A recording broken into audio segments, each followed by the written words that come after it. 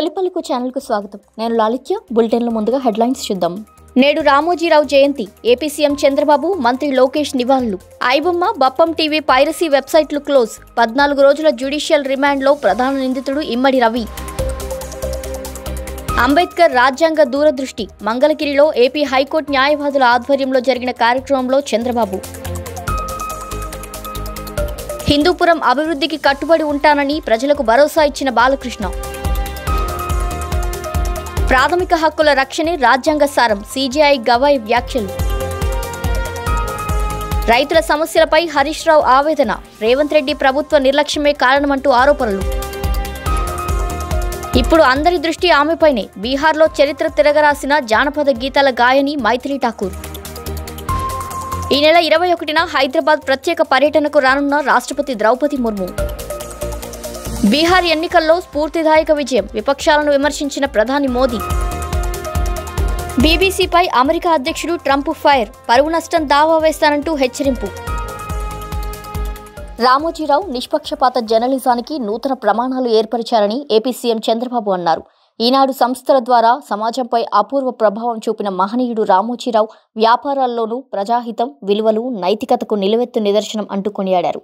ఆయన చూపిన మార్గం మనకు శాశ్వత స్ఫూర్తి అంటూ పిలుపునిచ్చారు. ఇక మంత్రి నారా లోకేష్ కూడా రామోజీరావు సేవలను స్మరించుకున్నారు. తెలుగు సమాజానికి ఆయన అందించిన సేవలు మరపురానివని లోకేష్ పేర్కొన్నారు. పైరసీ సినిమాలకు అడ్డాగా మారిన ఐబొమ్మ, బప్పం టీవీ వెబ్సైట్లను సైబర్ క్రైమ్ పోలీసులు పూర్తిగా మూసివేశారు. శనివారం అరెస్ట్ అయిన ప్రధాన నిందితుడు ఇమ్మడి రవి చేత్తోనే లాగిన్, సర్వర్ యాక్సెస్లు షట్డౌన్ చేయించారు. గతంలో నా వద్ద కోట్లాది యూజర్ డేటా ఉంది, ఈ సైట్ పై దృష్టి పెట్టొద్దు అంటూ పోలీసులకు సవాల్ విసిరిన రవిని అదే సాక్ష్యాలతో పోలీసులు పట్టుకోవడం గమనార్హం. ఇమ్మడి రవి వద్ద స్వాధీనం చేసుకున్న వందల హార్డ్ డిస్క్లను అధికారులు విశ్లేషిస్తున్నారు. బెట్టింగ్ యాప్ 1xBet తో భారీ లావాదేవీలు జరిగినట్టు విచారణలో బయటపడింది. సాఫ్ట్వేర్ ఇంజనీర్ గా కెరీర్ ప్రారంభించిన రవి తర్వాత పైరసీని రాకెట్ గా మార్చుకున్నట్టు పోలీసులు చెబుతున్నారు. కూకట్పల్లి రెయిన్బో విస్టాలో అరెస్ట్ చేసిన రవిని కోర్టు 14 రోజుల జ్యుడిషియల్ రిమాండ్ కు పంపింది. రేపు పోలీసులు కస్టడీ పిటిషన్ దాఖలు చేయనున్నారు.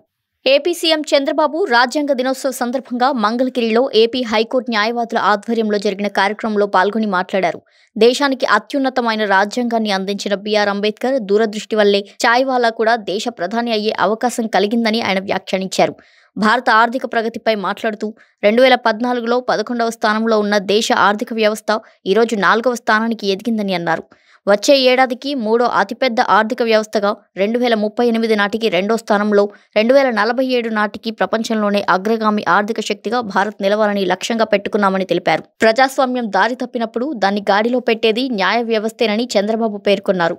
సామాజిక మాధ్యమాలను వ్యక్తిత్వ హననానికి వేదికగా మార్చడం అత్యంత దురదృష్టకరమని ఆయన ఆవేదన వ్యక్తం చేశారు. Ambedkar has given excellent constitution for all of us. All times tested constitution. I am here as a chief minister. Our Gavaiji is here as CJI. Our CJ from High Court. We are all because of him. That is the strength of our constitution.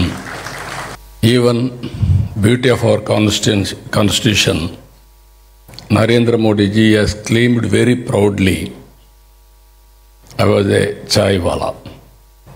Chaiwala has become Prime Minister of India, and also not only Prime Minister of India, great Prime Minister of India ever we have seen. He will create a record. That is the beauty of this constitution, to uplift people. Hindupuram అభివృద్ధికి శక్తి వంచన లేకుండా కృషి చేస్తానని TDP MLA నటుడు నందమూరి బాలకృష్ణ పేర్కొన్నారు. ఈ రోజు Hindupuram municipal పరిధిలో పలు అభివృద్ధి పనులకు శంకుస్థాపన చేసిన ఆయన ప్రజలు వరుసగా 3 సార్లు గెలిపించిన రుణం తీర్చుకుంటానన్నారు. ప్రాంతానికి కొత్త పరిశ్రమలు తీసుకువచ్చి యువతకు ఉపాధి అవకాశాలు కల్పించేందుకు కృషి చేస్తున్నట్టు వెల్లడించారు. రెండో రోజు పర్యటనలో మలుగురులో 26.5 లక్షల వ్యయంతో నిర్మించిన పశువుల ఆసుపత్రిని బాలకృష్ణ ప్రారంభించారు. వాల్మీకి దేవాలయ దర్శనం అనంతరం మున్సిపాలిటీలో రహదారులు, డ్రైనేజీ పనుల పైలాన్ను ఆవిష్కరించారు. చేనేత పరికరాల పంపిణీ, ఎన్టీఆర్ విగ్రహావిష్కరణ సహా పలు కార్యక్రమాల్లో పాల్గొని హిందూపురం అభివృద్ధి పట్ల తన కట్టుబాటును పునరుద్ఘాటించారు. మంగళగిరిలో ఏపీ హైకోర్టు న్యాయవాదులతో నిర్వహించిన రాజ్యాంగ దినోత్సవ కార్యక్రమంలో సీజేఐ జస్టిస్ బిఆర్ గవాయ్ పాల్గొన్నారు. ప్రాథమిక హక్కులకు భంగం కలిగితే కోర్టులను ఆశ్రయించే అధికారం రాజ్యాంగం ప్రతి పౌరుడికి కల్పించిందని ఆయన పేర్కొన్నారు. ఆదేశిక సూత్రాలు, ప్రాథమిక హక్కులను సమాన ప్రాధాన్యం కేశవానంద భారతి తీర్పు తర్వాత లభించిందని పేర్కొన్నారు. ఎస్సీ, ఎస్టీ రిజర్వేషన్లలో క్రిమిలేయర్ అవసరమని అభిప్రాయపడ్డ గవాయ్ రాజ్యాంగ హక్కులపై ప్రజల్లో అవగాహన పెరగాలని పిలుపునిచ్చారు. However, the 6 judges took a view that the Parliament's power to amend the Constitution are restricted and it cannot amend the Constitution to take away the fundamental rights guaranteed to the citizen. It is only the view of Justice H.R. Khanna, partly accepted by 6 on one hand and partly accepted by 6 on the other hand, which is now the view in Keshavanand Bharati. Justice Khanna held that though the Parliament can amend the power even to take away the fundamental rights, it cannot amend the Constitution in a manner in which it takes away the basic structures of the Constitution. And therefore, the concept of basic future as found in Sajjan Singh, which was amplified as basic structure in Keshavanand Bharati, is what is the law which holds the field. Various principles like the federal structure of the Constitution, the separation of 3 wings, the executive, the judiciary, and the executive, judiciary, and the legislature, the independence of judiciary, the supremacy of the Constitution were held to be the basic structures which were subsequently evolved in various judgments, including the one in S.R. Bommai. As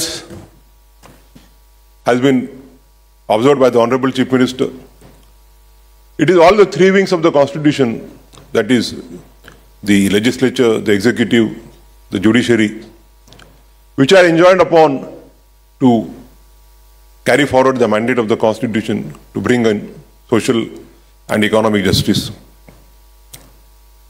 One of the greatest weapons for promoting the social and economic justice as envisioned by Dr. Ambedkar was Part 4, that is the directive principles. And though we see that from 1950 to 1973, the tilt of the courts was always that wherever a conflict arose between the directive principles and the fundamental rights, the supremacy of the fundamental rights was always recognized. It was well that wherever there is a conflict between the directive principles and the fundamental rights, the directive principles will have to give its way to the fundamental rights. It is for the first time in Keshavanand Bharati that this conflict was resolved. Though the court was virtually split on the question of Parliament's power to amend the Constitution, it was unanimous to hold that the directive principles and fundamental rights together and together alone are the soul of the Constitution. And therefore, Keshavanand Bharati held that the fundamental rights as well as the directive principles are together are necessary for progress of the nation. Chinnakodur మండలం మల్లారంలోని వడ్ల కొనుగోలు కేంద్రాన్ని సందర్శించిన మాజీ మంత్రి Siddipet MLA Thanneeru Harish Rao రాష్ట్ర వ్యాప్తంగా రైతులు తీవ్ర ఇబ్బందుల్లో ఉన్నారని ఆవేదన వ్యక్తం చేశారు. 85 లక్షల మెట్రిక్ టన్నుల ధాన్యం కొనుగోలు చేస్తామని కాంగ్రెస్ ప్రభుత్వం చెప్పినప్పటికీ కేవలం 6 లక్షల టన్నులే కొనుగోలు అయ్యాయని ఫైర్ అయ్యారు. ఇప్పటికే పెండింగ్లో ఉన్న 1400 కోట్ల ధాన్య బిల్లులు, 1200 కోట్ల పంట బోనస్లు వెంటనే విడుదల చేయాలని ఆయన డిమాండ్ చేశారు. రాష్ట్రంలో కొనసాగుతున్న చలి, అకాల వర్షాలతో రైతులు ఇబ్బందులు పడుతున్నారని, రేవంత్ రెడ్డి ప్రభుత్వం కొనుగోలు వేగం పెంచి రైతుల సమస్యలను త్వరితగతిన పరిష్కరించాలని ఆయన హెచ్చరించారు. మొక్కజొన్న, పత్తి రైతులపై కేంద్ర రాష్ట్ర ప్రభుత్వాలు నిర్లక్ష్యం చూపుతున్నారని హరీష్ రావు మండిపడ్డారు. రాష్ట్రంలో వడ్ల కొనుగోలు విషయంలో రాష్ట్ర ప్రభుత్వం నిమ్మకు నీరెత్తినట్టుగా ఉండడం వల్ల రాష్ట్ర వ్యాప్తంగా రైతులు చాలా ఇబ్బందుల్లో ఉన్నారు. ఇప్పటి వరకు కొన్నది కేవలం 5-6 లక్షల మెట్రిక్ టన్నులకు మించి ప్రభుత్వం కొనలేదు. కొంటామని చెప్పిందేమో 85 లక్షల మెట్రిక్ టన్నుల వడ్లు కొంటామని చెప్పి అంతా 5-6 లక్షలకు మాత్రమే ఈరోజు రాష్ట్ర ప్రభుత్వం పరిమితమైంది. ఈ కొన్నదానికి కూడా ఇంకా రాష్ట్ర వ్యాప్తంగా దాదాపు 1400 కోట్ల రూపాయల బిల్లులు వడ్ల పేమెంట్ పెండింగ్లో ఉంది. అంటే రాష్ట్ర ప్రభుత్వం ఏ రోజుకు ఆ రోజు వడ్లకు పేమెంట్ చేస్తామని చెప్పారు, కానీ ఇప్పటి వరకు 1200 కోట్ల రూపాయలు ఎంఎస్పీ బిల్లు పెండింగ్ ఉంది. దాదాపు 200 కోట్ల రూపాయలు బోనస్ డబ్బులు పెండింగ్లో ఉన్నాయి. అంటే మాటల్లో మాత్రం 24 గంటల్లో డబ్బులు ఇస్తామని చెప్తున్నారు, కానీ చేతలకు వస్తే రోజుల తరబడి ఇవాళ బోనస్ డబ్బుల కోసం ఎదురు చూడాల్సిన పరిస్థితి ఉంది. పోయిన యాసంగి బోనస్ పైసలు ఇప్పటిదాకా ₹1 కూడా ఇయ్యలే. పోయిన యాసంగికి సంబంధించిన 1200 కోట్ల రూపాయల బోనస్ డబ్బులు రాష్ట్ర వ్యాప్తంగా పెండింగ్ లో ఉన్నాయి. నేను రాష్ట్ర ప్రభుత్వాన్ని ఉత్తమ్ కుమార్ రెడ్డి గారిని డిమాండ్ చేస్తా ఉన్నా, పోయిన యాసంగి బోనస్ డబ్బులు వెంటనే విడుదల చేయండి. వడ్ల కొనుగోలు ప్రక్రియ వేగవంతం చేయండి. రాష్ట్ర వ్యాప్తంగా చలి చాలా ఎక్కువగా ఉంది. పాపం రైతులంతా కూడా రాత్రిపూట వడ్ల కుప్పల దగ్గరనే కావలి గాయాల్సి వస్తూ ఉంది. పందికొక్కుల భయానికో కోతుల భయానికో ఆ ఎముకలు కొరికే చలిలో ఇవాళ రైతులు వడ్ల కుప్పల మీద రాత్రి పడిగాపులు కాస్తున్నటువంటి పరిస్థితి ఉంది. రాష్ట్ర వ్యాప్తంగా కూడా చాలా చోట్ల ఈరోజు 8 డిగ్రీలు 7 డిగ్రీలు 9 డిగ్రీల టెంపరేచర్ వచ్చింది. చాలా చలితో ప్రజలందరూ కూడా ఇబ్బంది పడతా ఉన్నారు. ఈ ప్రక్రియ వేగవంతం చేయండి. ఇంకా కూడా కొన్ని పీపీటీ సెంటర్లు రాష్ట్ర వ్యాప్తంగా ఓపెన్ కూడా చేయలేదు ఇంతవరకు. ఇంకా సెంటర్లు పూర్తిగా ఓపెన్ చేయండి. కొనుగోలు ప్రక్రియ వేగవంతం చేయండి. మిల్లులకు గట్టిగా చెప్పి మిల్లులు టైప్ అవుతలు. మీరు ఏదైతే బ్యాంక్ గ్యారంటీ పెట్టారో రాష్ట్రంలో సగం మిల్లులు ఇంకా బ్యాంక్ గ్యారంటీ ఇవ్వకపోవడం వల్ల, మిల్లులు టైప్ కాకపోవడం వల్ల వడ్ల కొనుగోలు ప్రక్రియ ఆలస్యం అవుతా ఉంది. దయచేసి మిల్లులు టైప్ చేయండి. అన్ని పీపీటీ సెంటర్లు తెరవండి. వడ్ల కొనుగోలు ప్రక్రియ వేగవంతం చేయండి. రైతులకు వెంటనే డబ్బులు చెల్లించండి. పోయిన యాసంగి ఈ వానాకాలం బోనస్ డబ్బులు వెంటనే విడుదల చేయాలని చెప్పి నేను ప్రభుత్వాన్ని డిమాండ్ చేస్తా ఉన్నా. జానపద గీతాల గాయని మైథిలి ఠాకూర్ బీహార్ ఎన్నికల్లో సంచలన విజయం సాధించారు. అలీనగర్ నియోజకవర్గం నుండి బీజేపీ తరపున బరిలోకి దిగిన మైథిలి ఆర్జేడీ దిగ్గజ నేత వినోద్ మిశ్రాను 11,000 ఓట్ల తేడాతో ఓడించి చరిత్ర సృష్టించారు. 25 ఏళ్ల వయసు గల మైథిలి బీహార్లో గెలిచిన అతి యువ ఎమ్మెల్యేగా రికార్డు నెలకొల్పారు. 2000 సంవత్సరంలో జన్మించి 21వ శతాబ్దంలో ఎమ్మెల్యే అయిన తొలి వ్యక్తిగా కూడా మైథిలి నిలిచారు. 2024లో శబరి పాటతో ప్రధాని నరేంద్ర మోదీచే ప్రశంసించబడ్డారు మైథిలి. ఎలాంటి రాజకీయ నేపథ్యం లేకుండా జానపద సంగీత ప్రతిభతోనే విజయం సాధించడంలో ఆమె ప్రత్యేక రికార్డు సృష్టించారు. ఈ నెల 21న భారత రాష్ట్రపతి ద్రౌపది ముర్ము శీతాకాల విడిది కార్యక్రమంలో భాగంగా హైదరాబాద్ చేరనున్నారు. ఢిల్లీ నుంచి ప్రత్యేక విమానంలో మధ్యాహ్నం ప్రెసిడెంట్ రాజ్భవన్కు చేరిన తర్వాత సాయంత్రం బొల్లారం రాష్ట్రపతి నిలయానికి చేరుతారు.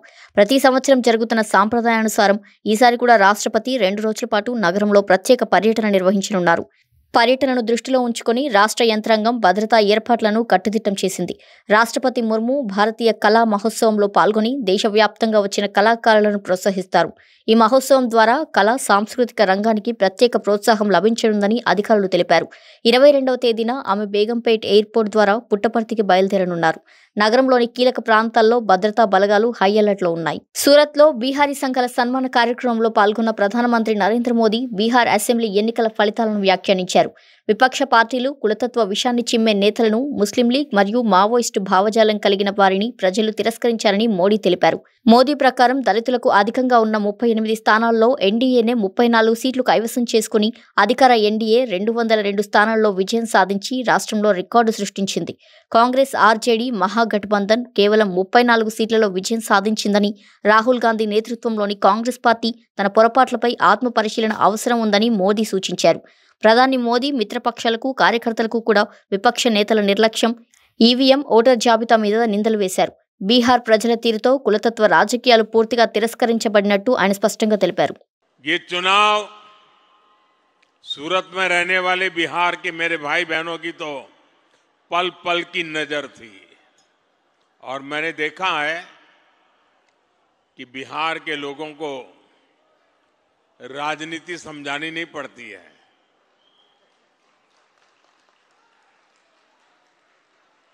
वो दुनिया को राजनीति समझाने की ताकत रखते हैं.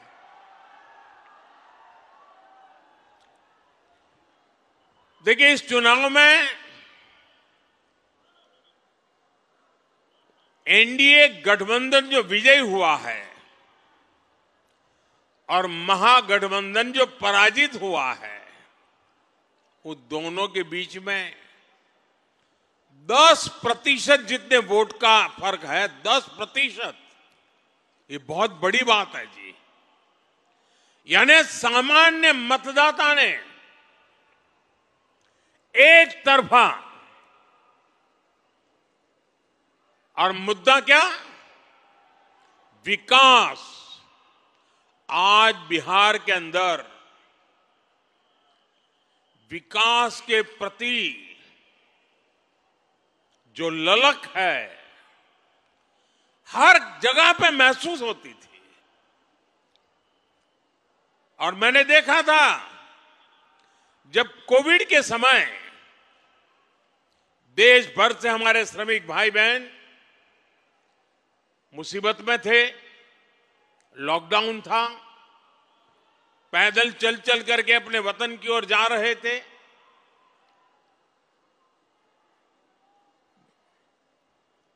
ट्रेन में लोगों को ले जाना यह भी चिंता का विषय था, कहीं फैल न जाए।